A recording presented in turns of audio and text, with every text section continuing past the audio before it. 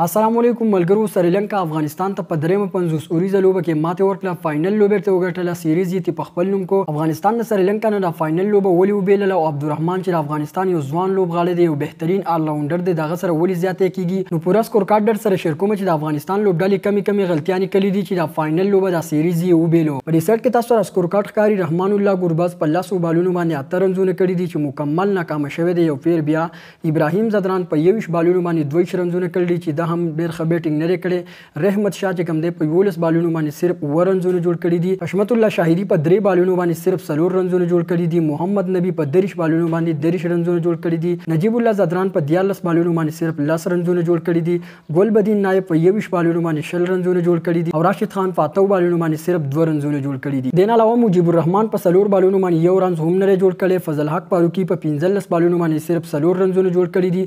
فرید ملک چې کوم دی په 9 بالونو باندې 14 رنزونه جوړ کړي دي او ناټ آوټ پاتې شوی دی. نو تاسو ولیدو چې په نننۍ لوبه کې د افغانستان بیټینګ مکمل ناکامه شوی دی. د افغانستان لوبډلې اول بیټینګ کړی چې په 2 شورونو کې 114 رنزونه جوړ کړي. بیرته پسې د سریلانکا ټیم 120 رنزونه په 14 اورونو کې راوړي دي. په نننۍ میچ کې د افغانستان سکور ډیر زیات کم او ډیر کم رنزونه جوړ کړي. نو په دغه وجه چې کوم دی میچ وبېلو. که تاسو د سکور کارت وګورئ نو نن د افغانستان بالینګ هم دومره ښه نه. فضل حق فاروقی په 4 اورونو کې چې کوم دی 33 رنزونه ورکړي دي چې یو وکټ یې هم نه دا غستې.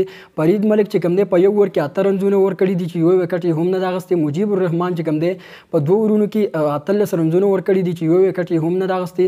بیا چې کوم دی راشد خان چې کوم دی په 4 اورونو کې 21 رنزونه ورکړي دي چې یو وکټ یې هم نه دا غستې. او ګل بدین نایب په 2 اورونو کې 19 رنزونه ورکړي دي چې یو وکټ یې غستې. محمد نبی په 3 اورونو کې 20 رنزونه ورکړي دي چې یو وکټ یې هم نه دا غستې. که په نننۍ لوبه کې وګورو نو د افغانستان د طرف بالینګ هم ډیر خراب شوی دی، بیټینګ هم ډیر خراب شوی دی چې په دغه وجه باندې افغانستان د فاینل لوبه بیللې ده. نو دغه و د افغانستان او سریلانکا ترمنځ درېمه لوبه چې دغه سیریز ختم شو. دا سیریز چې کوم دی سریلانکا په خپل نوم باندې کو. نو خیر دا کرکټ په دې کې هر قسم حالات راځي. کله افغانستان لوبه ګټي کله بیلی، خو په خپل لوبغاړو پسې باید چرته هم رد بد نه وایي. خو بل طرف ته افغانستان کرکټ بورډ د یو ځوان لوبغاړي سره ډیر ظلم او زیاتې کوي چې نوم یې دی عبدالرحمن چې ډیر یو زبردست آل راونډر دی.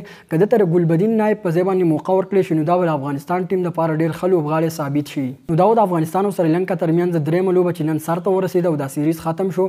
نو دغه لوبه تاسو کتلې وي، مزه هم ترې اخیستې وي.